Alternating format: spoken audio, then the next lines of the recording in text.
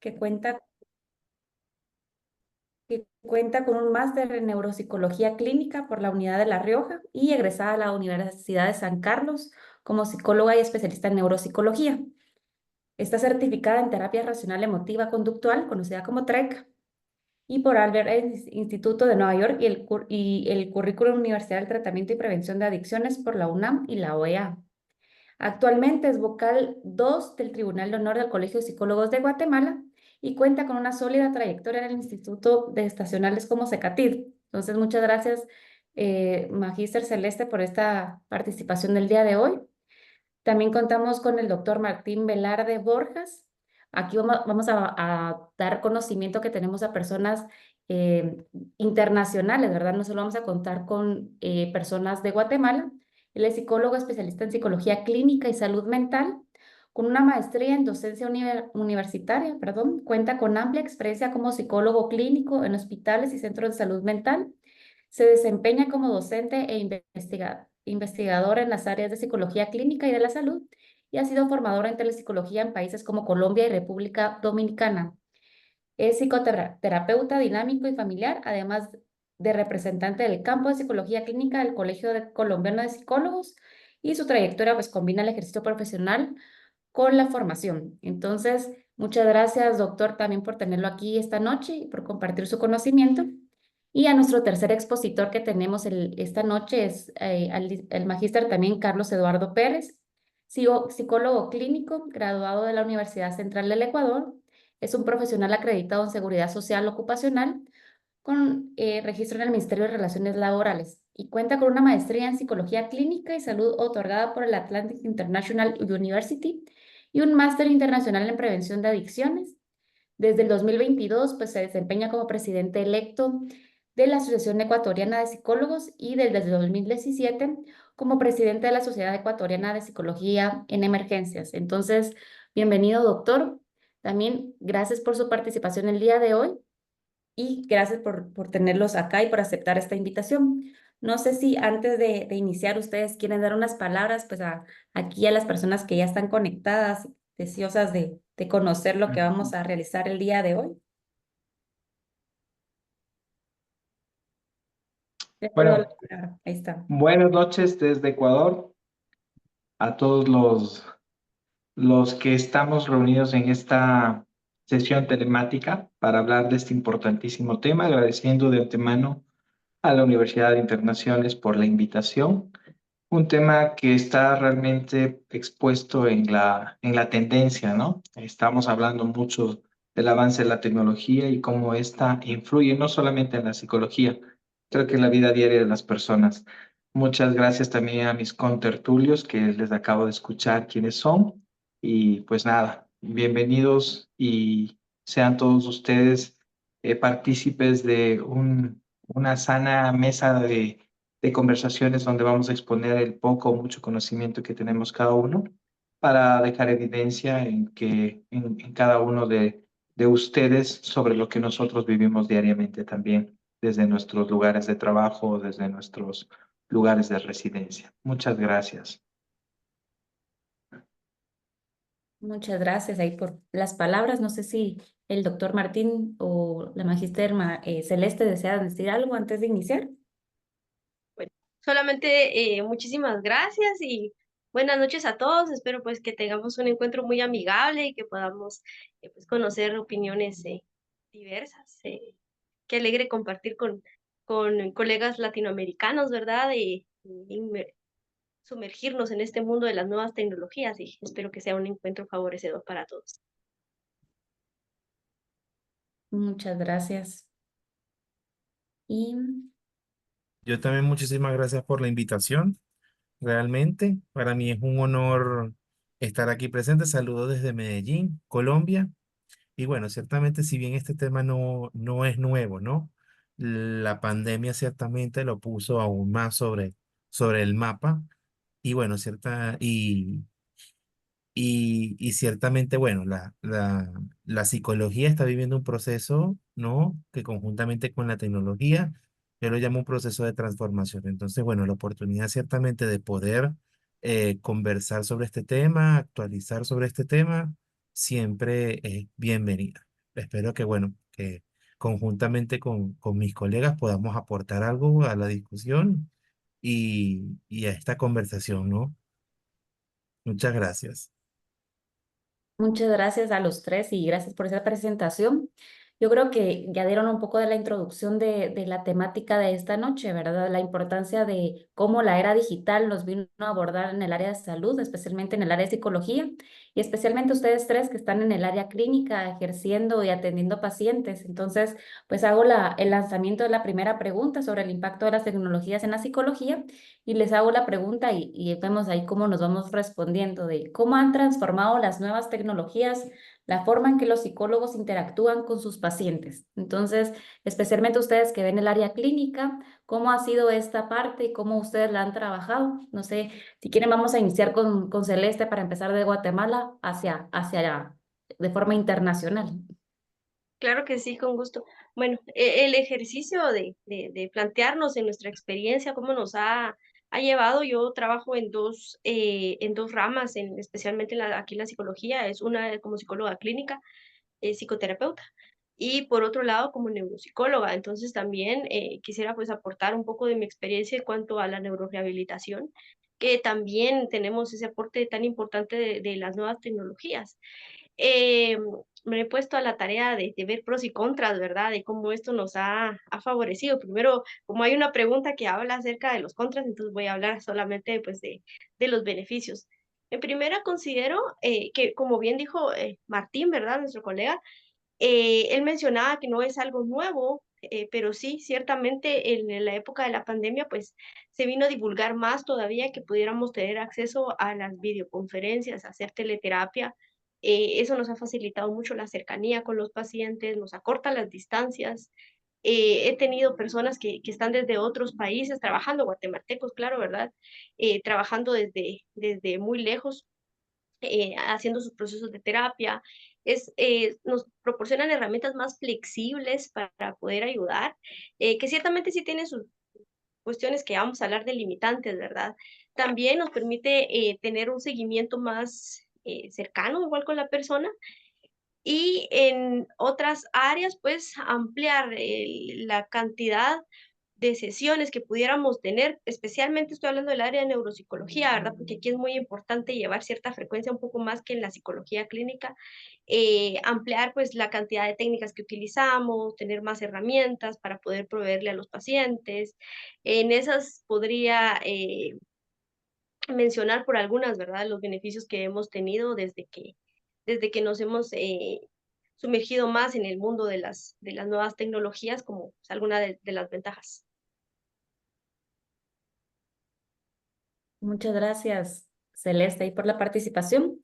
No sé ahí quién, desde Colombia, si quieren empezamos. Yo los Bueno, veo en el orden de mi pantalla.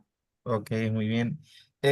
Algo que no, que me gusta a mí pensar, ¿no? Es que, ¿cómo se ha transformado el psicólogo? Ahora es como un psicólogo del mundo, ¿no? Em, Inicialmente. Porque es que la tecnología nos permite acercarnos a otros países, ¿no? Ya, por ejemplo, mi práctica no es algo que está como especificada solamente con clientes, con usuarios, con pacientes de Colombia, ¿no? La tecnología ha permitido que, por ejemplo, en esta era de migraciones, podamos atender colombianos en los Estados Unidos, en Europa, pero no solamente colombianos, ¿no? Porque en otros países, por ejemplo, como en Australia o en Europa, son población latina. Entonces, los colombianos han traído venezolanos, han traído costarricenses, han traído mexicanos, han traído peruanos, ¿no? Han traído argentinos, lo que de alguna u otra forma ha llevado a una internacionalización de la práctica y a una internacionalización sobre cómo yo veo y asumo los procesos en psicología, ¿no? Y los procesos en psicología clínica específicamente. Si, por ejemplo, un deber ético que nos recomienda mucho, ¿no? El manual de sugerencias y prácticas de telepsicología del Colegio Colombiano de Psicólogos, es que uno tiene que conocer, por ejemplo, eh, las rutas de atención y algunas legislaciones en salud mental del lugar donde está atendiendo este paciente.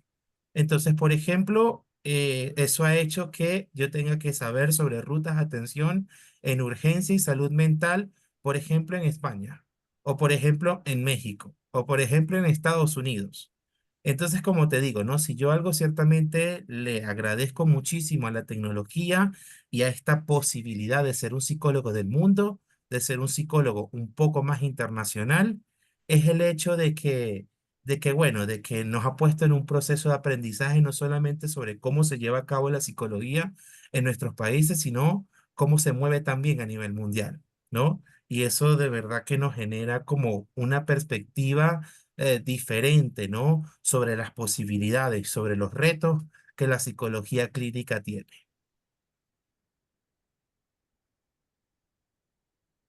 Muchas gracias. Vamos ahí con el magíster Carlos Pérez. Adelante. Bueno, pues yo sí comparto también todo lo que han dicho anteriormente los colegas, pero sí quisiera apuntar algo. Enemigas o amigas, la tecnología a la psicología. Si bien es cierto, ya desde mucho antes teníamos la posibilidad de atender pacientes vía Skype o vía videollamada, pero necesariamente la pandemia nos abrió otro punto en donde podríamos nosotros agrupar y ahondar esfuerzos para que pueda ser mejor, pero todo tiene que ver en cómo lo manejemos.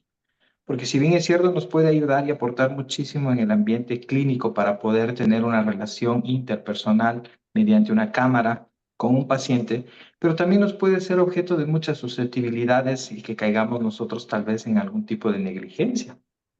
Todo, como dice el colega, pues también tiene que ser legislado con una práctica deontológica bastante oportuna y dependiendo de cada país. Pero necesariamente yo creo que nos ha abierto las puertas para que solamente en el tema de unir en tanto a hacer tratamientos o diagnósticos de evaluaciones, sí nos ha permitido abrir esa brecha de espacio geográfico y de contactarnos de una manera bastante oportuna. El cómo deberíamos hacer ya depende muchísimo de la responsabilidad de que cada uno deberíamos ponerlo en la práctica. No obstante, yo sí debo decir que la tecnología nos ha acercado a hacer valoraciones, sobre todo con la creación de elementos o de baterías de test psicológicas bastante oportunas que nos causan también algún tipo de unión entre esta vía telemática, ¿no? Que no es tan difícil ahora hacerlos, porque antes habían test que posiblemente solamente se podrían hacer de manera presencial. Entonces, yo sí siento que la tecnología en la psicología ha aportado como tal, pero también hay ciertas deficiencias que tenemos que ir cubriendo en el camino como profesionales en el quehacer diario, sobre todo, saber distinguir qué es lo que es de utilidad, ¿no? Para la práctica clínica. Ahora, no todo es panacea. En todas las cosas creo que no existe una panacea absoluta y tendremos nosotros que seguir vigilantes. Hay cosas que nos limitan, por ejemplo, la manera interpersonal que estamos teniendo vía telemática no es tan ajustada con un rapport efectivo, por ejemplo, porque no sabemos a través de una cámara cómo pueda medirse la persona. Son limitaciones que a lo largo del tiempo tenemos que empezar a simplificar en una forma más objetiva de saber cómo reconocer ese tipo de situaciones. Y yo creo que como experiencia individual también, a mí me cuesta a veces llegar en la primera cita como cuando estamos en manera presencial, porque claro, el paciente se puede distraer por algún tipo de situación. Acá en mi país, lamentablemente, tenemos situaciones bastante desafortunadas, como que se está quitando la luz a ciertos horarios. Entonces, todas esas cosas son limitantes que a veces en la práctica telemática no son bastante congruentes con lo que quisiéramos hacer. No obstante, los tratamientos y la terapia precisamente sí nos ha brindado la posibilidad de argumentar estrategias y de tener material. Ahora también no solo nos preocupamos por el material diario físico, sino también el telemático. Yo también tengo muchos pacientes vía telemática y pues obviamente trato de ajustarme a tener la misma impresión emocional que podría dejarles presencialmente. Eso en esta pregunta. Muchas gracias. Muchas gracias. Yo creo que algo muy importante en lo que vamos a hacer como énfasis de que pues la digitalización, ¿verdad? El tema de poder atender vía online, pues vino para quedarse, ¿verdad? El boom de la pandemia, pues vino a hacer un llamado a la atención a todos de que la salud mental, pues sí es importante, que tal vez lo estábamos dejando a la deriva y creo que gracias a la pandemia tenemos mucho más acceso al área clínica, ¿verdad? A poder intervenir, a tener ese acceso de que puedo tener mi terapeuta en cualquier parte del mundo, especialmente si estoy de la parte departamental de Guatemala, ¿verdad? A veces se me dificulta mucho movilizarme y esta teleterapia pues ha ayudado bastante. Entonces, muchas gracias por el aporte. Vamos a continuar con las preguntas y les hago la pregunta nuevamente. ¿Cuáles son los principales retos éticos? Yo sé que ya mencionaron un poquito eso, que están asociados con el uso de las plataformas digitales para las intervenciones psicológicas. Ya por ahí mencionaron un poquito, pero para poder profundizar, ¿qué podrían ustedes mencionar? Si quieren, ahora empezamos de mi pantalla al revés, como los visualizo con el doctor Carlos Pérez. Adelante.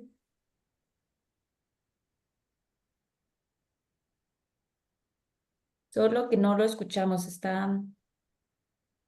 Gracias. Perdón, estaba con el micrófono apagado.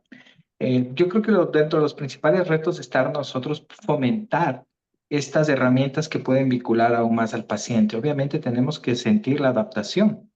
Yo creo que al igual que pensaba Charles Darwin hace muchísimos años más, cuando descubrió las Islas Galápagos, él decía que la especie viva que más se adapta a las circunstancias que pasan en el mundo es la especie viva que va a sobrevivir al mundo, ¿no? Entonces, si nosotros tomamos en cuenta todo lo que hemos venido viviendo, la pandemia nos dejó una gran lección de vida. ¿De qué sirve a veces tener tanto dinero si no se tiene la posibilidad de estar compartiendo con la gente allá afuera? Este tipo de cosas nos ha llegado a reflexionar y tanto de la psicología hemos tenido y hemos sido invitados a varios foros, a varias conversaciones como esta, en donde se ha dejado entrever de que qué tan factible es el no tener esa relación presencial. Creo que uno de esos retos es este precisamente. ¿Qué tan profundo podría ser el que solo nos veamos telemáticamente? ¿Cómo va a cambiar dentro de nuestra psiquis la forma de relacionarnos? Porque acordémonos que el ser humano es biopsicosocial, depende de estas tres características para poder subsistir. Si nosotros dejamos y perdemos la sociabilidad que está haciendo en la interacción presencial, pues vamos a llegar a adaptarnos a cosas que a lo mejor no querramos. Hemos visto con una mirada bastante con tendencia que debería ser investigada, cuán profundo puede ser esto en decaimientos de ánimo, por ejemplo. Cuando la gente solamente recibe llamadas, ¿se sentirá igual que cuando recibe visitas? Creo que no. Creo que ninguno. Le agrada más al ser humano recibir esa sensación física, esas emociones presenciales. Pero bueno, esto tendría que ser visto desde una óptica un poco más profunda, como decía yo, incluso interculturalmente, ¿no? Porque habrá culturas mucho más desarrolladas que prefieran otro tipo de situaciones por la manera como está, pero yo creo que en Latinoamérica nosotros somos bastante afectivos. Nos gusta muchísimo la integración y esa interrelación que generamos entre familias, ¿no?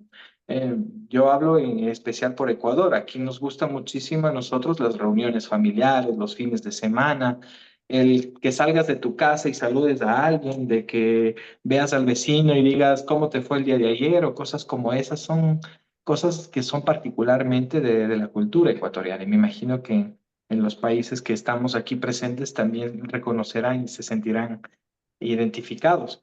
Entonces, yo creo que uno de los mayores retos va a ser cómo abordamos de una manera mucho más comprensiva, adaptativa, el tema de que de aquí a unos años podrá ser solamente la teleasistencia o será solamente la forma telemática en la manera de que el ser humano podría interaccionar o relacionarse. Otra de las cosas que pueden estar es los métodos que utilicemos dentro de la experiencia clínica vía telemática. Debería fomentarse una especie de investigación para saber qué más podríamos hacer. Dentro de ellos hay algunos que ya se utilizaba de fondo, por ejemplo, la realidad virtual, que son muy utilizadas para, sobre todo para los casos en donde, por ejemplo, los TOCs, en algunas fobias, se puede utilizar muchísimo desde antes ya la tecnología. ¿Y por qué no utilizar, por ejemplo, a mí me surte una pregunta ahora mismo, ¿no? ¿Qué hacemos con un paciente suicida cuando estamos vía telemática? ¿Cómo podemos generar una especie de rapport, de comprensión, una escucha más activa, si a veces al paciente puede distraerle cualquier cosa? No es lo mismo, creo yo, aunque podríamos dar al lugar que la experiencia puede ayudarnos también a mejorar día a día, ¿no? Y yo sé que hay muchos profesionales, muchos colegas que ahora mismo también han atendido a pacientes así, pero sí se vuelve un poco más difícil la interacción cuando estamos vía telemática. Eso, muchas gracias. Muchas gracias. Vamos ahí con el doctor Martín. Adelante. Bueno, empezando por los retos éticos, ¿no? Si algo nos ponemos de acuerdo, por ejemplo, los documentos como las sugerencias para la práctica de telepsicología de la APA o las sugerencias para la práctica de la telepsicología del Colegio Oficial de Madrid, de Psicólogos de Madrid, o también el documento de sugerencias de prácticas en telepsicología del Colegio Colombiano de Psicólogos, es que el mayor reto ético, específicamente hablando, viene siendo la seguridad y la confidencialidad de los datos. Eso hasta ahora ha sido como un consenso que ha preocupado, por lo menos en la dimensión ética, de la práctica de la telepsicología. ¿Cómo estamos haciendo nosotros los psicólogos para resguardar esa información? En el caso de aplicar pruebas, como nosotros aseguramos, no que otras personas ajenas al paciente no accedan al material de evaluación psicológica, ¿no? ¿Cómo protegemos las historias clínicas? ¿No? ¿Debo proteger las historias clínicas en mi computador o las tengo en un pendrive o las tengo en una nube? ¿Cómo protejo yo eso, no? ¿Cómo me aseguro yo de que el paciente está solamente conmigo y no hay otra persona allí también escuchando? ¿No? Son todas las preocupaciones éticas que surgen, ¿no? Y aparece la palabra reto, ¿no? Para hacer referencia a eso. Entonces, bueno, estamos apuntando posteriormente al principio de la telepsicología. Todo era intentando hacer una transformación de la experiencia presencial a la virtualidad. Sin embargo, la pandemia ha permitido acelerar mucho la manera en la que nosotros transformamos y tratamos de ciertamente subsanar las limitaciones y los retos éticos de los cuales yo estoy hablando. En ese sentido, ahora contamos, por ejemplo, con plataformas específicas de historia clínica, de evaluación psicológica, de medición de pruebas psicométricas, por ejemplo, que de alguna u otra forma, de manera cifrada, protegen los datos, ¿no? Que de alguna u otra forma hacen que las plataformas, que la teleterapia, por ejemplo, sea en una plataforma específica para la salud y no sea ciertamente cualquier otra plataforma. Entonces, por ejemplo, ya contamos con plataformas tecnológicas que tienen como un panic button, ¿no? Como un botón de pánico que ciertamente está conectado con las rutas de atención en salud mental de la región en donde el paciente reside. Muy bien, que si en tal caso, por ejemplo, se da la situación de un paciente que tiene riesgo suicida, entonces, bueno, se tiene como esa herramienta en esta plataforma de salud que lastimosamente no lo tiene, por ejemplo, el Meet, el Zoom o por lo menos una videollamada en WhatsApp. Entonces, bueno, cada tiempo estamos desarrollando unas estructuras específicas para ciertamente garantizar estos elementos de los cuales estamos hablando. Muy bien. Haciendo referencia un poco, dejando un poquito a un lado lo ético, ¿no? Los retos éticos y un poquito de lo que hablaba el doctor Carlos sobre esos retos en la práctica y en la relación interpersonal.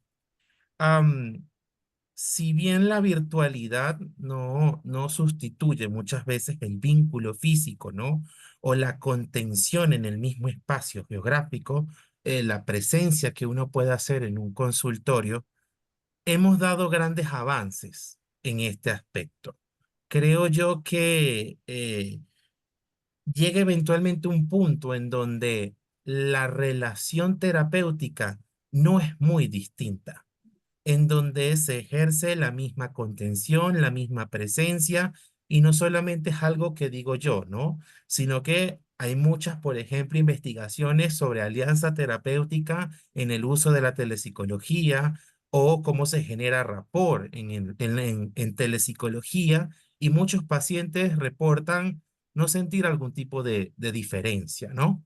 Obviamente es importante profundizar en el aspecto del uno por uno, del caso por caso, y mirar tal vez cuáles son esos elementos que puedan considerar esa opinión o esa impresión.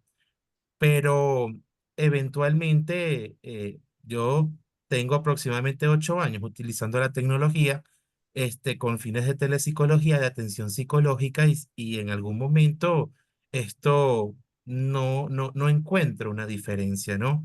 De hecho, inclusive yo le digo mucho a mis alumnos, ¿no?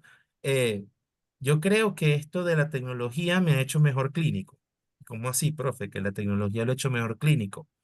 Bueno, porque antes, ves, en la presencialidad, por ejemplo, estoy frente a frente a un paciente y puedo ver el cuerpo completo. Entonces puedo hacer observación del lenguaje no verbal, de pies a cabeza. Pero entonces, ¿cómo hago yo, por ejemplo, cuando esto es lo único que yo veo? ¿No?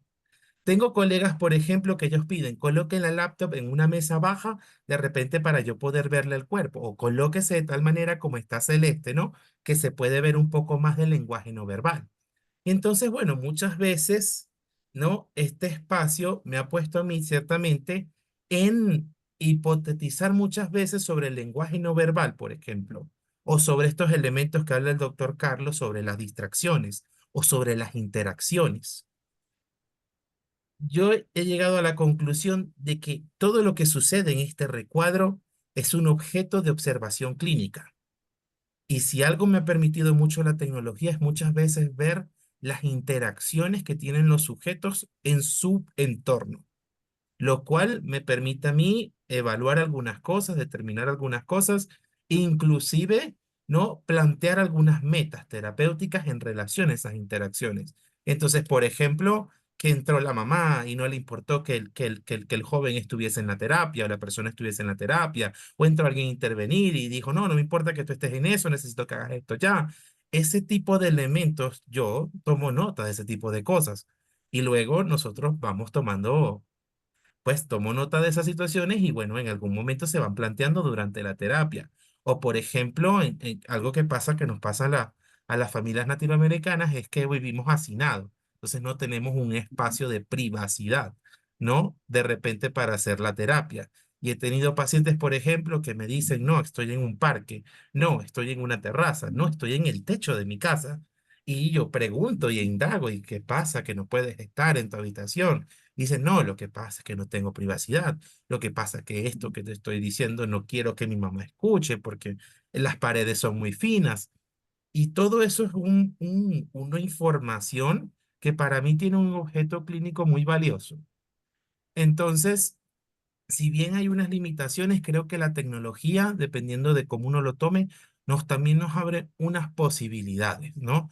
Y nos abre posibilidades a saber y a profundizar mucho en la escucha y a profundizar mucho en la observación, ¿no? Hay manuales, por ejemplo, de telepsicología que establecen como plan C, por ejemplo, la atención telefónica donde no tengo video. ¿Qué pasa allí? ¿No? Y ciertamente recuerdo un par de experiencias en donde por la urgencia del asunto y por problemas de conexión, por problemas de internet, y se ha establecido en un consentimiento informado que el plan C o el plan D es una llamada por teléfono, eh, en donde, bueno, lo único que tengo es la voz, ¿no? Obviamente pierdo todo el componente de observación, pero entonces yo estoy más atento, ¿no? ¿No? Estoy más atento a cómo habla, cómo lo dice, algún sonido externo. Y bueno, de alguna u otra forma, eso también son los insumos de atención clínica, ¿no? Yo con esto no digo que deberíamos estar atendiendo por teléfono. Claramente los manuales nos dicen, plan D, intente todos los medios posibles para tener una videollamada, ¿no? Reprograme si es necesario, pero si por alguna circunstancia es necesario tener que recurrir al teléfono, bueno, habría que hacerlo, ¿no? Y por eso te digo que en 8 años ha sido como un par de veces, ¿no? En donde se ha tenido que brindar contención de esta forma. Entonces, bueno, pues los retos están especificados en la teoría, ¿no? Y creo que lo mejor que le podemos brindar a los pacientes para hacer de esta una experiencia, ¿no?, cercana a la presencialidad es tener la apertura y la disposición a los dispositivos tecnológicos, porque su indisposición a la tecnología es algo que muchas veces el paciente nota y luego pues lo recibe como muy inseguro si esto está funcionando o no. Muchas gracias. Perfecto, muchas gracias y adelante ahí para cerrar con la Magíster Estrada. Adelante. Celeste, por favor, sin fórmulas. Bueno, ¿qué más les puedo decir que no se ha abordado? Quiero plantear algunos temas en cuanto a retos éticos, totalmente de acuerdo con lo que nos han planteado los compañeros. Uno, la confidencialidad y el tema de la privacidad. Ciertamente, como puede ser una ventaja, también es una desventaja. No, hablando del contexto guatemalteco, tenemos una población que tiene dificultades, muchas dificultades de acceso a recursos, no se diga de acceso a tecnología, entonces, y especialmente, no solamente la tecnología, porque bueno, aquí sabemos, ¿verdad? Las personas les puede faltar la comida, pero el celular por ahí anda, ¿verdad? Eh, También dificultades de acceso a tener un espacio propio. Enhorabuena, pues las personas que cuentan con una habitación para sí mismos, sin embargo, pues sabemos que hay ciertas cuestiones de hacinamiento donde se ve limitada propiamente, ¿verdad? El que una persona pueda tener un espacio propio. Entonces, tendemos a vivir mucho en familia. Y eso puede ser una dificultad, que si hablamos de la privacidad, pues puede ser una limitante.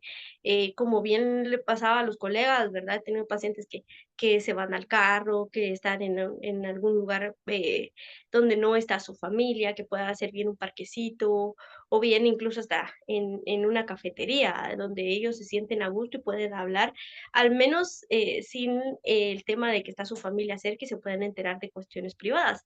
El otro que ya mencionaron, pues es el de la ciberseguridad.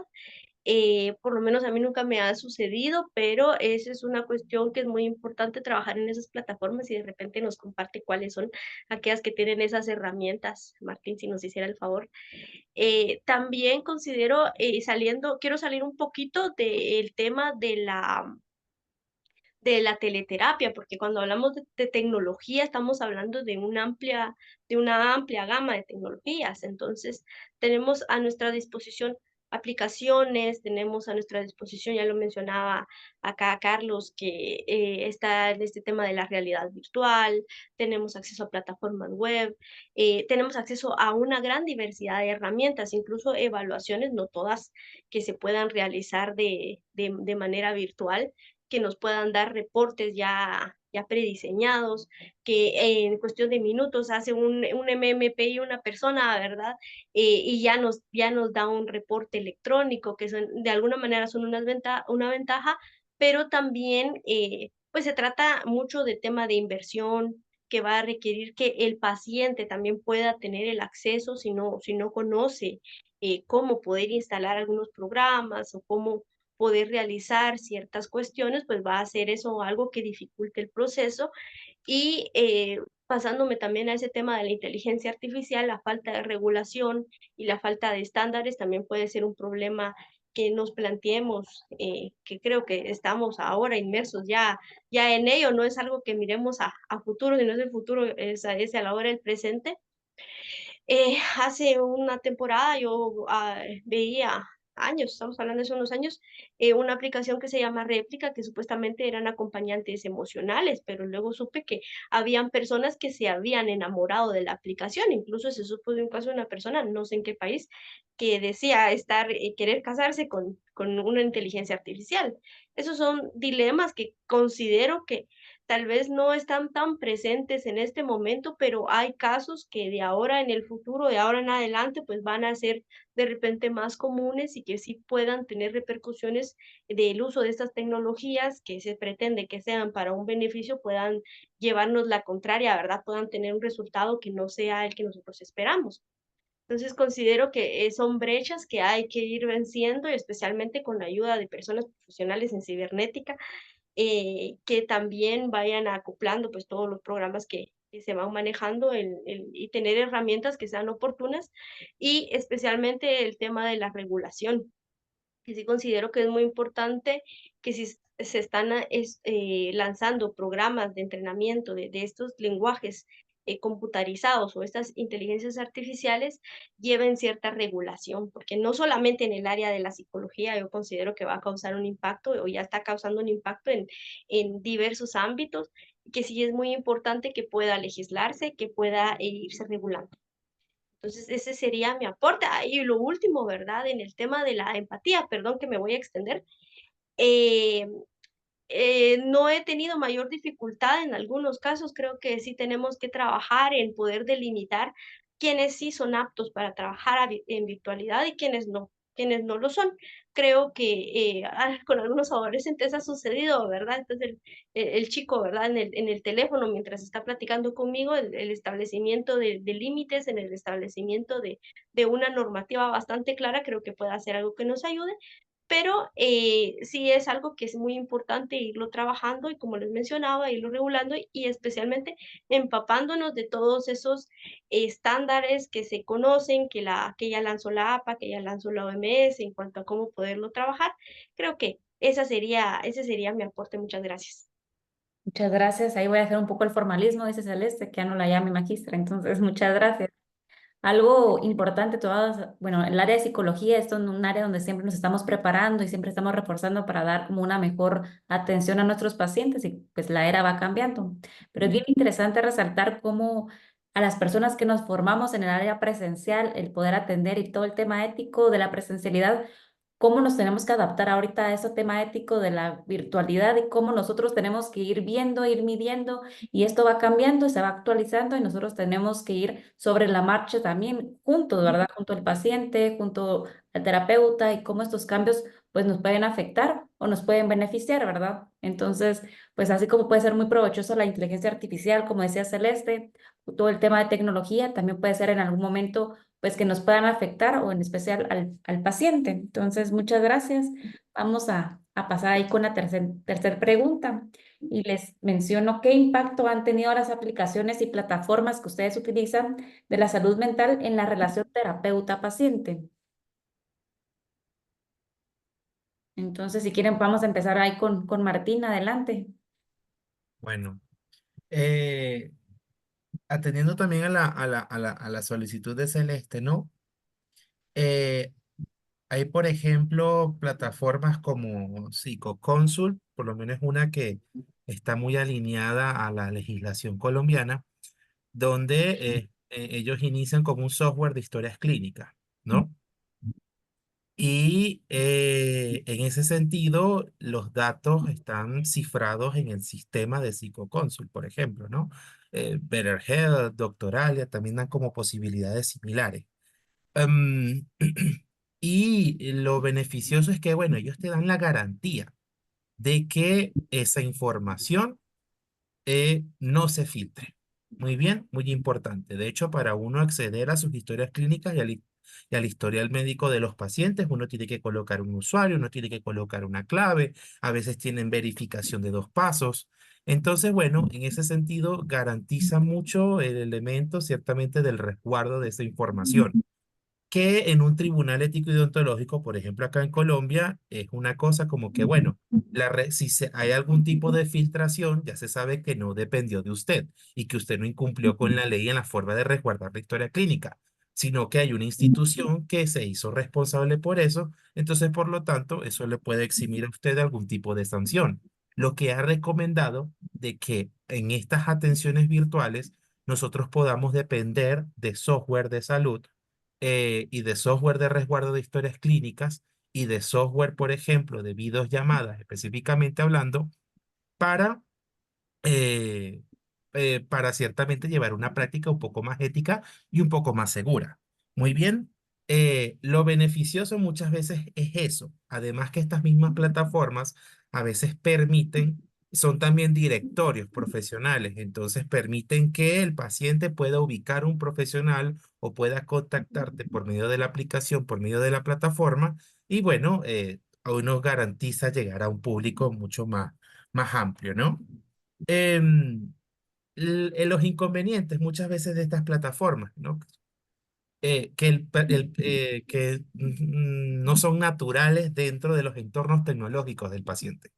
Muy bien, ellos tendrían que instalar una aplicación adicional o acceder a una web adicional para poder conectarse a la videollamada, por ejemplo, y muchas veces no se tiene espacio en el celular para poder instalar una aplicación nueva o una aplicación de tal peso, o estas aplicaciones tienen unos sistemas de cobro por membresía. Entonces, bueno, a veces realizan algún tipo de cobro a los pacientes que no es tanto el directo del pago de la sesión terapéutica. Y lo que tú decías muchas veces, ¿no? Sobre la dificultad y el contacto con la tecnología de los usuarios. Y la APA nos hace una recomendación allí muy buena. Y es que el psicólogo que trabaje con la tecnología, que preste atención por estos medios telemáticos, también tiene que ser como una especie de experto en las tecnologías que éste usa. Es una recomendación que nos hace y es una recomendación que hemos estado adoptando. No es solamente saber psicología, sino que yo tengo que saber tecnología.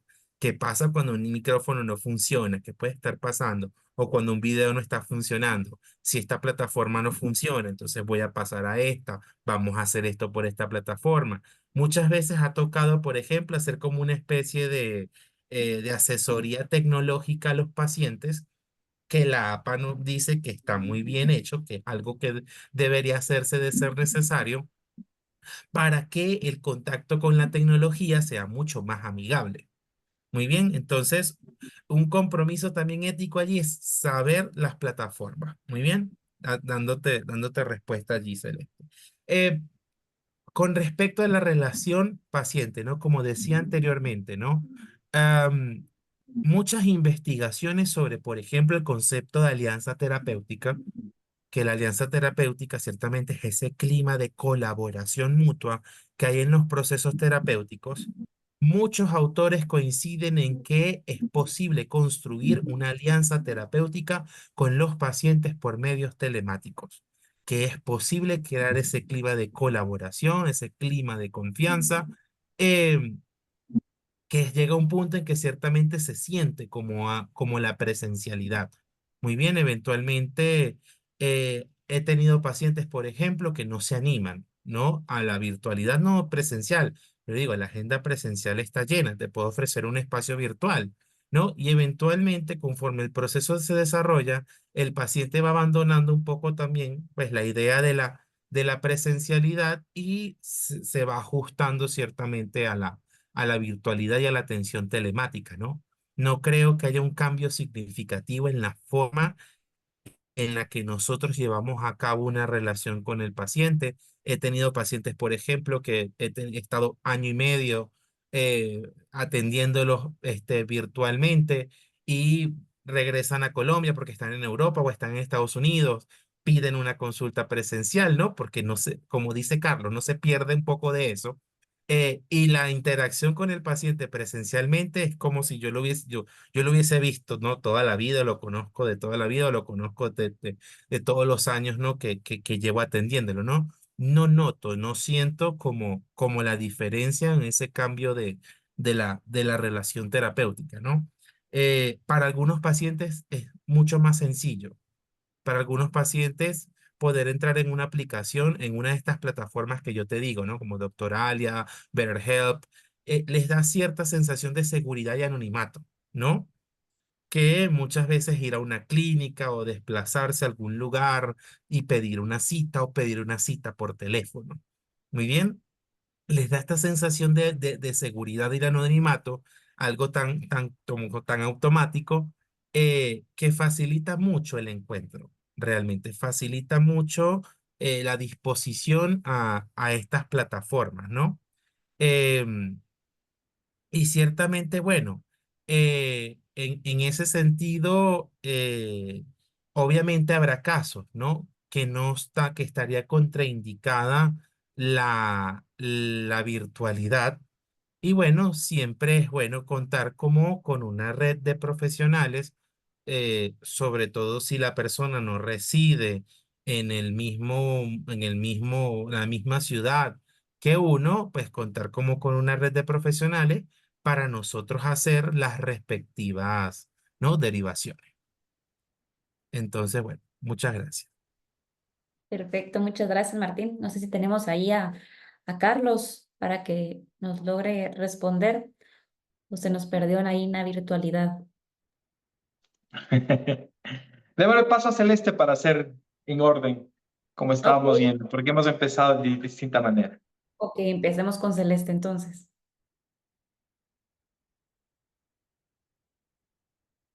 Solo que no te escuchamos, Celeste. Ahí está. Bien, Ahí. considero que ya se ha abordado la mayor parte de los puntos. eh, y como dice el refrán, depende. Va a depender de qué caso particular. Hay algunos casos que, como bien lo mencionaba anteriormente, va a ser tal vez muy difícil poder establecer rapport a distancia y que sería más indicado dada la delicadeza de ciertos casos, ¿verdad? Sea mejor que la persona pueda participar presencialmente. De alguna manera considero que pues hay pacientes que se van a ver beneficiados, especialmente los que estamos, las personas que tienen situaciones vinculadas con las habilidades sociales, en el caso de personas autistas, personas que tienen trastorno de ansiedad social, o gente muy tímida, que se les dificulta, que tienen ya dificultades incluso para salir al exterior, ¿verdad? Agorafobia, por ejemplo, que acortaría y sería algo beneficioso poder tener las sesiones a distancia y eso pueda, claro, con el tiempo viendo de qué manera podemos trabajar herramientas para exponer a la persona a aquello que le teme, ¿verdad? Todo, como digo, el caso es particular. Pero esa puede ser una ventaja y se necesita ser muy hábiles para, al mismo tiempo que nos pasa con personas acá enfrente, ¿verdad? Frente a frente, ser muy hábiles para poder ir estableciendo ese vínculo terapéutico que no es algo sencillo, sea la persona esté presente o no esté presente, ¿verdad? Todo depende de cómo nosotros vayamos manejando las herramientas. Como digo, puede tener las ventajas que mencionaba, como puede ser también algo desventajoso, en casos particulares en donde por lo menos yo no atendería es cuando la persona estamos hablando de que tiene situaciones de riesgo o cuando yo no soy una persona que esté inmersa en el contexto. En este caso, pues yo no atiendo personas que eh, no son latinas, ¿verdad? Por si fueran alguien que está en un contexto, por ejemplo, estadounidense, que es una persona nativa de allá, ¿verdad? No conozco su contexto. Entonces, yo preferiría recomendar a alguien que pueda atenderle bajo esas mismas normas socioculturales en las cuales se encuentra inmerso. Preferiblemente, pues trabajo con personas de acá, ¿verdad? Para evitar ese tipo de barreras contextuales que pues también tiene que ver con la ética profesional que cada uno de nosotros desempeña.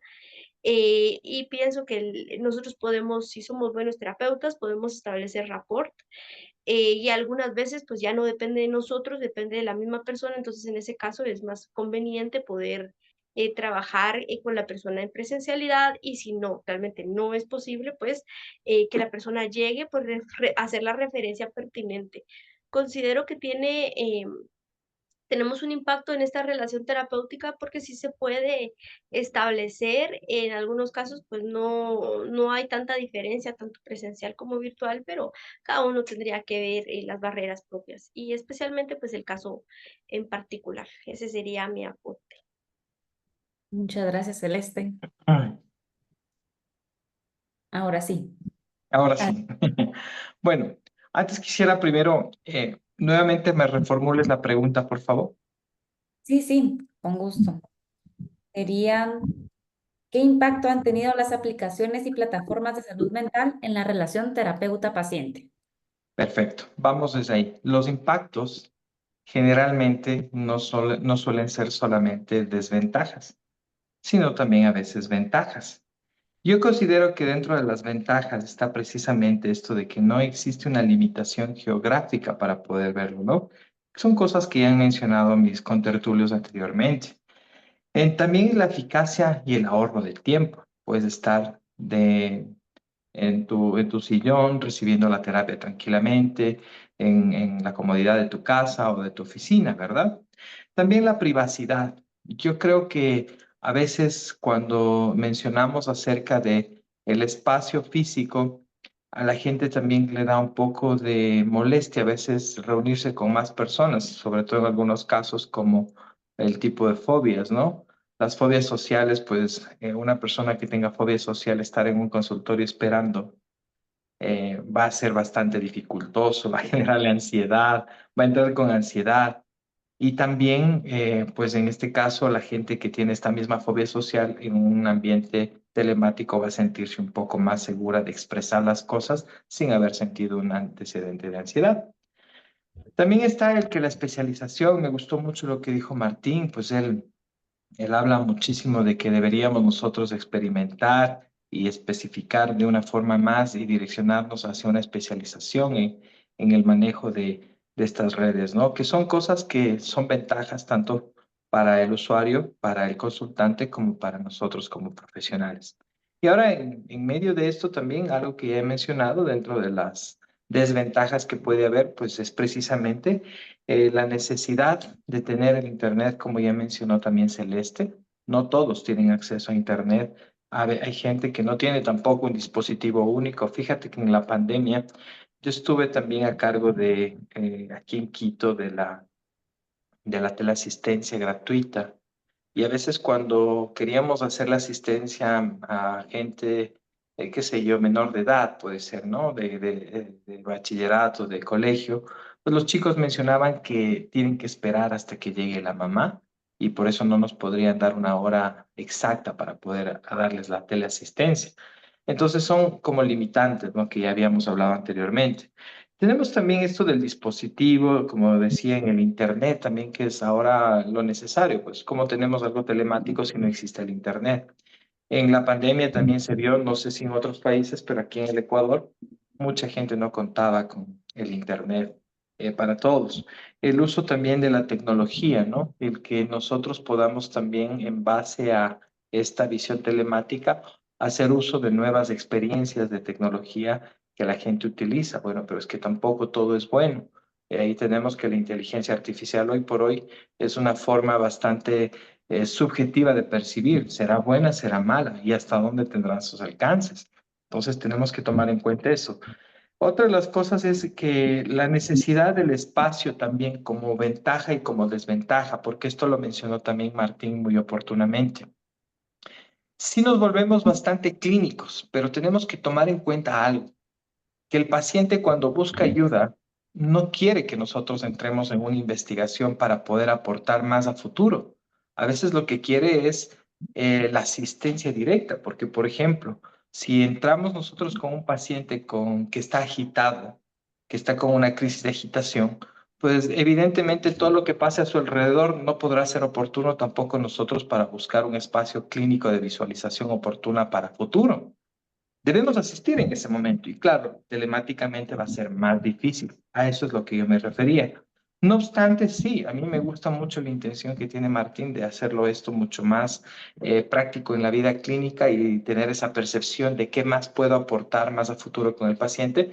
Pero vuelvo a recordar, a veces el paciente lo que quiere es soluciones efectivas. Me siento mal ahora mismo. O sea, si es que necesito ahora mismo arreglar con mi mamá, no va a ser oportuno porque ahora mismo siento ansiedad o tengo miedo hacia ella. Entonces, no me acerques ahora a mi mamá. No quiero hablar con mi mamá o cosas así pueden resultarnos ya en la práctica, ¿no? No obstante, si bien es cierto, si nos volvemos más observadores con todo lo que puede pasar alrededor, si una situación como también mencionó Martín, de que está tal vez en una terraza, en una azotea o en un parque porque no ha podido tener, pues claro, vamos a percibir que no hay un buen rollo familiar también y podemos acentuar otro tipo de, de experiencia sobre el mismo tema, ¿no? O sea, que tal vez no tiene vinculación con su familia o cosas así.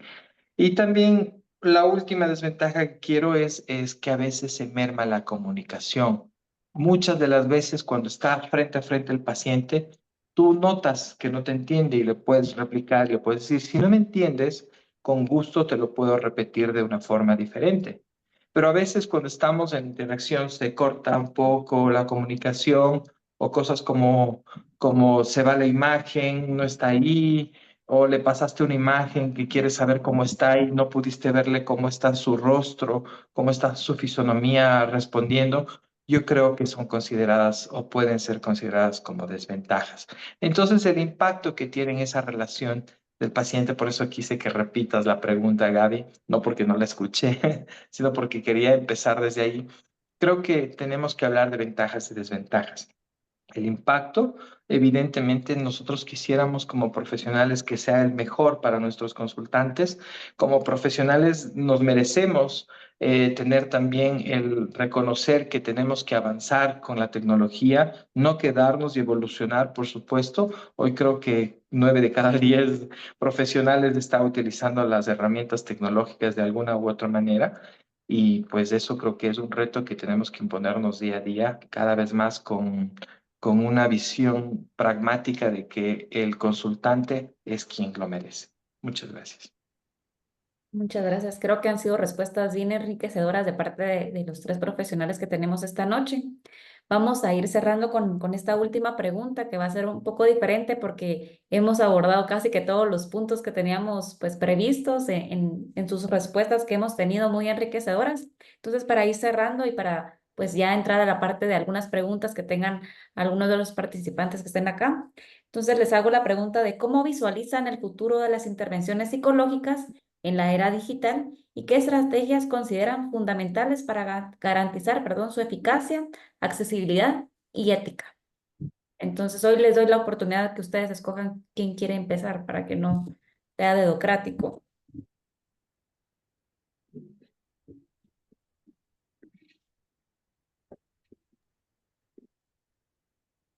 Bueno, voy a tomar la palabra, ¿no? Am, ¿Puedes repetir la pregunta, por favor? Sí, Esa es sí, la... claro. Vamos a ir leyendo un poco más despacio. De cómo visualizan el futuro de las intervenciones psicológicas en la era digital y qué estrategias consideran fundamentales para garantizar la eficacia, la accesibilidad y la ética. Ujú. Es aquí donde va a ser fundamental la investigación. Muy bien, que simplemente no nos quedemos con lo que ya establecido en los manuales de sugerencias, porque hasta ahora tenemos manuales de sugerencias.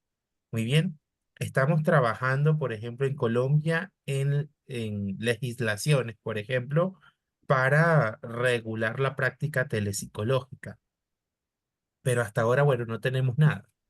Y en muchos países es así, se cuentan son con manuales de sugerencias, con investigaciones que muchas de ellas empezaron en la pandemia, ¿no? Y unas que otras investigaciones antes de la pandemia.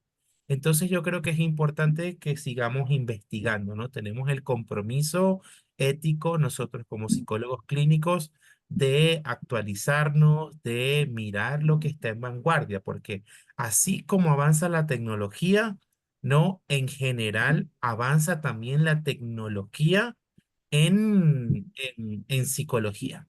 Muy bien. Y ciertamente no queremos quedarnos atrás en eso, sobre nuevos métodos, sobre nuevas formas de hacer las cosas, sobre recomendaciones, ¿no? La APA, por ejemplo, en el 2019 recomendaba, ¿no? Tratar de hacer las evaluaciones psicológicas o utilizar las pruebas, ¿no? Tratar de hacer las físicas, pero a través de medios telemáticos, ¿no? Entonces, muchas veces ellos recomiendan a veces mande el formulario de respuesta y observe usted mientras la persona lo esté ejecutando. Esa era la recomendación que hacía la APA en el 2019. Pero entonces en pandemia, por ejemplo, la mayoría de las editoriales que editan pruebas psicológicas, voy a pensarme en dos, por ejemplo, TEA Ediciones, Ediciones SEA o Manual Moderno, ya que tradicionalmente han fabricado, ¿no? Y han publicado las pruebas psicológicas, ya tienen mucho de su catálogo, mucho de su repertorio, ya lo tienen netamente digitalizado y en plataformas internas que, por ejemplo, el mismo paciente puede llenar, ¿no? La prueba o puede responder, ¿no? A los estímulos de una prueba en el mismo sistema y conjuntamente nosotros podemos ver la pantalla del paciente. Y son, e intentan, ¿no? Como pues, resguardar la confidencialidad de la privacidad, que por ejemplo, si el paciente le quiere dar un pantallazo a su hoja de respuesta, no puede hacerlo. Entonces, creo que todas estas limitaciones, todas estas preocupaciones éticas, la investigación nos ha permitido ir subsanando una por una, ¿no? Una por una. De alguna u otra forma, ya habrá otras que no se podrán, pero creo que es un compromiso que nos toca, si decidimos continuar por este camino, la actualización constante, la búsqueda de insumos, la búsqueda de herramientas, la búsqueda de protocolos, la búsqueda de manuales de tratamiento específicamente poniendo la tecnología de por medio. Y sinceramente, bueno, yo auguro un panorama lleno de posibilidades, llenos de herramientas que no simplemente porque salgan hay que asumirlas y aceptarlas, sino que cuando salgan hay que investigarlas también, ¿no? Entonces, recientemente, hace un par de días, leí unos artículos sobre, por ejemplo, la efectividad de estas aplicaciones de automonitoreo de signos y síntomas, ¿no? Por ejemplo, y entonces, bueno, me encuentro con un panorama de aplicaciones que le permiten, por ejemplo, a los pacientes con un trastorno afectivo bipolar, el monitoreo de sus emociones, ¿no? A través de diarios, a través de calendarios específicos, ¿no? Que si uno trabaja conjuntamente, si esas herramientas las utiliza también, ¿no? El psicoterapeuta, ¿no? Y trabaja conjuntamente con el paciente para la integración de estas herramientas, pues se puede hacer un gran trabajo. De repente yo me pienso que no sea una aplicación completamente autónoma, sino que, por ejemplo, me permita a mí monitorear al paciente en su estado de ánimo, en lo que autorreporta, en las pruebas y en los test diarios que estas aplicaciones permiten, ¿no? No dejarlas muchas veces como solas, como las quieren vender, no. Que si usted tiene bipolaridad, utilice esta aplicación y esta aplicación le va a ayudar. Eso no funciona así. Pero si a mí me permite a mí como profesional estar ahí, no atento a lo que mi paciente registra, pues eso puede ser también una gran oportunidad clínica, ¿no? Sobre todo porque, por ejemplo, tengo colegas cognitivos comportamentales que utilizan los autorregistros de pensamiento, los autorregistros de afectos, em, o en pacientes, por ejemplo, con trastornos afectivos bipolares, uno eventualmente les pide que registren muchas veces los momentos de las crisis o de emocionalidades intensas. Entonces, que estas aplicaciones nos den unas interfaces bastante amigables es un gran logro, ¿no? Y creo que cada vez va a ir en aumento estas posibilidades. Lo que digo, no hay que aceptarlas a la primera, sino que hay que investigarlas, ¿no? Pues científicamente hablando. Y creo que el mayor reto para el futuro, ¿no? Es la democratización de estas tecnologías, porque por ahora cuestan dinero, por ahora tienen un precio elevado y no cualquier paciente puede acceder a ellas. Pero si en un futuro, ¿no? Respaldado con investigación, logramos darnos cuenta de que estas aplicaciones tienen una efectividad cuando se trabaja conjuntamente con un profesional, podemos pensarlas, integrarlas directamente al sistema de salud de los países, ¿no? Y que si usted va a una consulta pública en salud mental y su médico, pues logra un diagnóstico, efectúa un plan de tratamiento con unos objetivos muy claros, le pueda prescribir una aplicación para ciertamente apoyar el proceso terapéutico. Entonces, bueno, muchísimas gracias. Muchas gracias, Martín. Entonces, no sé si pasamos con Carlos. Adelante. Muy bien. Ahora sí creo que me toca y perdón, con el perdón de la dama que le tocaba. Bueno, yo totalmente, rotundamente de acuerdo con lo que menciona Martín. Debe partir, de hecho, deberíamos hacer más investigación. Lamentablemente en nuestros países, bueno, no sé tanto en los de ustedes, pero en nuestro país no se produce demasiado presupuesto para hacer investigación. Y también minimizan mucho la situación de la salud mental. Creo que es en la mayoría de países Latinoamérica que lo ve de esa manera. No obstante, con eso yo creo que la generación y construcción de códigos deontológicos también va a ayudar muchísimo para que podamos tener nosotros una epistemología basada en cómo puede regirse o cómo puede normarse, que ya voy a hablar un poquito más también del tema, en cuanto a cómo deberían ser las asistencias telemáticas. Debería existir. También el tema de que los códigos deontológicos a veces no sabemos si es que se puede producir y estábamos en construcción. No sé si ustedes estuvieron también presentes, pero hubo una cumbre latinoamericana hará un año ya, en donde propusimos que quisiéramos generar un código deontológico que rija toda la comunidad andina de naciones y parte de Centroamérica.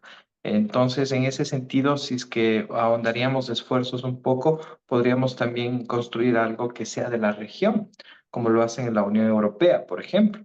Eso sería bastante beneficioso porque de cierta forma, aunque hablemos de formas distintas, creo que culturalmente nos parecemos mucho, nos semejamos muchísimo, ¿no? Y la otra situación sería que tenemos también nosotros que generar políticas públicas que normen estas características. Y esto refiriéndome a lo último que ha mencionado Martín, es que lo único que podemos visualizar para que pueda producirse esto en el ambiente, por ejemplo, sanitario público, que haya y exista una generación de, o que se impulse políticas públicas en donde también ya se incluye este tipo de asistencia telemática. Por ejemplo, curiosamente, el día de mañana yo tengo la construcción de la tipología de centros de salud mental que van a estar regidos a nivel nacional en mi país. Fui invitado por el Ministerio de Salud en el cual estamos hablando de estos y fíjate que ahora mismo me acabo de dar cuenta, no existe todavía tipificado el tema de la asistencia telemática. Y es algo que debería existir desde la generación de políticas públicas. Lamentablemente no somos políticos, pero deberíamos tener ese llamado a la gente, ¿no? Que se dedica a la política para que pueda escucharnos y por supuesto coincido plenamente con Martín. Eso dentro de lo poco que puedo rever. Lo demás yo creo que lo ha complementado muy bien Martín. Muchas gracias. Muchas gracias. No sé si tenemos ahí todavía a Celeste para finalizar con nuestras preguntas. Sí, por acá estoy. No sé si se escucha bien. Sí, sí, sí, sí te escuchamos.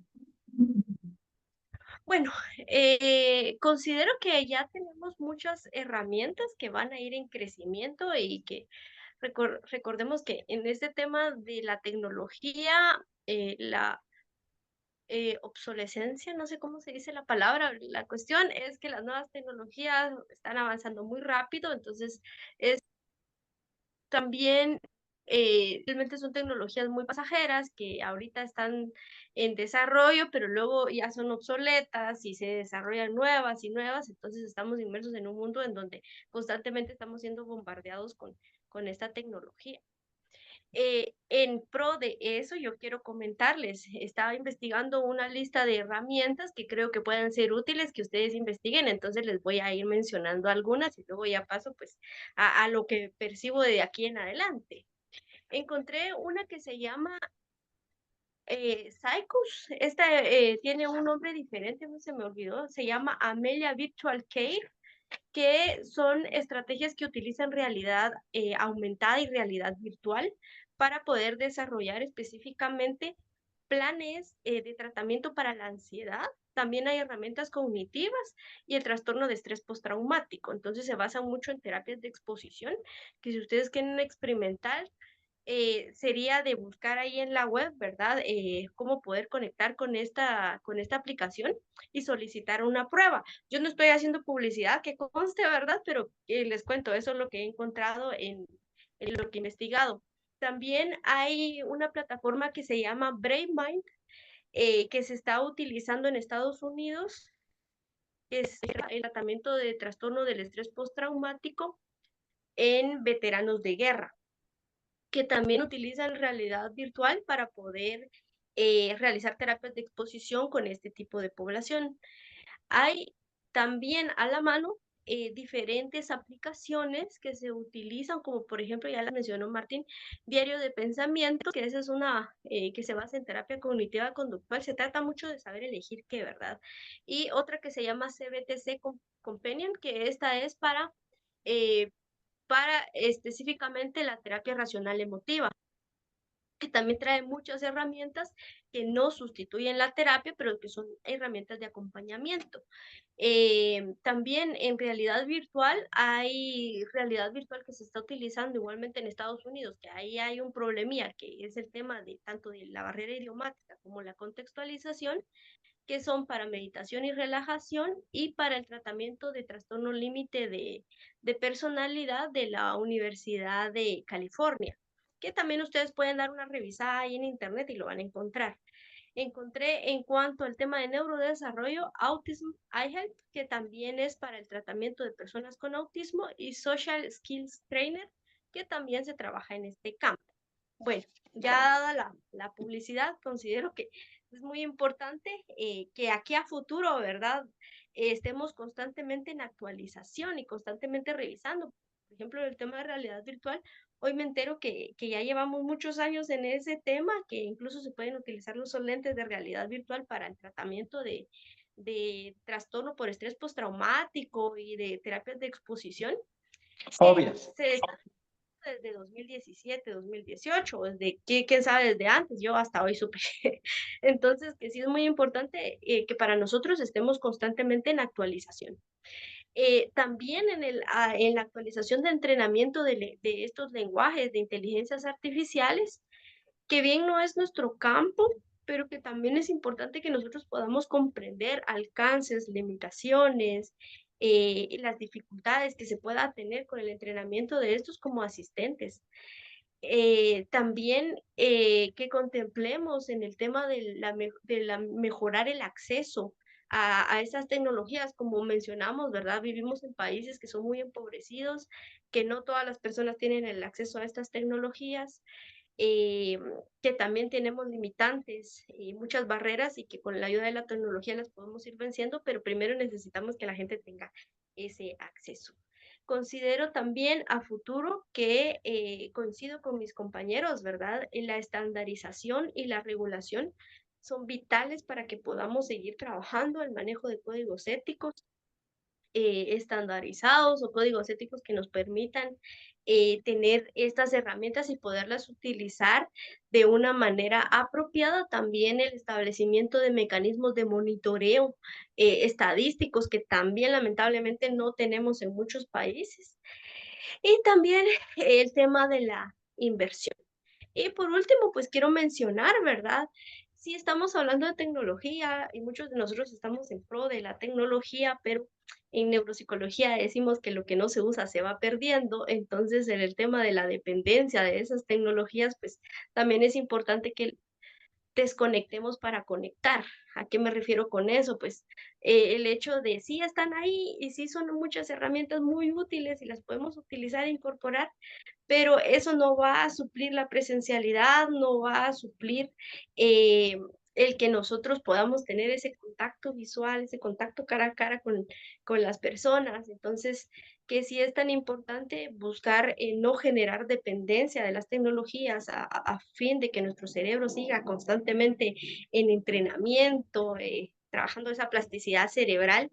eh, Buscar también la forma de, ya sea de utilizar herramientas a nosotros que nos permitan poner nuestro cerebro en marcha, también al paciente, ¿verdad? Yo considero que ese sería mi aporte. Igualmente agradezco pues la atención que me han dado. Muchas gracias, Celeste. Creo que sí, hay que resaltar, ¿verdad? Destacar la importancia de equilibrar todo el tema de la innovación, pero siempre con responsabilidad, que es lo más importante, ¿verdad? Ser responsables, más que todo como profesionales que tenemos en riesgo demasiada información del paciente y demás, ¿verdad? Que es una vida que nosotros tenemos en nuestras manos y que sí es necesario a veces la tecnología, pero también, como decía ahí Celeste, para finalizar, de que también a veces hay que desconectarnos para podernos conectar con los demás. Agradezco, yo creo que estuvo bastante interesante y creo que si seguimos con las preguntas nos vamos aquí toda la noche, entonces no tenemos que dejarlos dormir y descansar porque es un jueves bastante lleno de cansancio, ya casi finalizando nuestra semana. Les agradezco a los tres profesionales que estuvieron aquí presentes. Creo que fue una mesa muy enriquecedora de conocimiento donde tal vez nos parecemos por ser latinoamericanos, ¿verdad? En muchos temas, pero también hay bastantes diferencias de las cuales estamos trabajando, especialmente en el área clínica. De parte de la Universidad pues, Internacional les damos el agradecimiento que ustedes hayan tomado pues esta pequeña hora o este pequeño espacio para poder compartir y poder llenarnos de su sabiduría, su conocimiento, su experiencia, que es lo más importante. Y a todos los que estamos pues en formación en licenciatura, en maestrías, pues que tengamos pues, que estamos sobre la era de la profesionalización, de estarnos preparando, estar sobre la marcha, perdón, y ser un excelente profesional, pero siempre estar en plena investigación, ¿verdad? Porque eso estamos sobre el tema de que todo esto cambia, nada es perpetuo por el momento, entonces el tema de tecnología pues vino para quedarse, pero siempre estamos en temas de actualización. Entonces, muchas gracias a los tres por su espacio, por su tiempo y por su conocimiento. Yo creo que vamos a dar finalización a la mesa de hoy. No vamos a poder leer algunas preguntas que habían en el chat por temas de tiempo, pero agradezco su espacio y su tiempo en esta charla. Así que muchas gracias. Gracias Muchas a ti, gracias a ti, Gabriela. Gabriela. Mucha Muchas suerte a gracias. todos. Gracias a todos los Una buena participantes. noche. Salud y bienestar para todos. Gracias. Saludos desde Ecuador. Feliz noche. Saludos desde Colombia, desde Medellín. Un abrazo.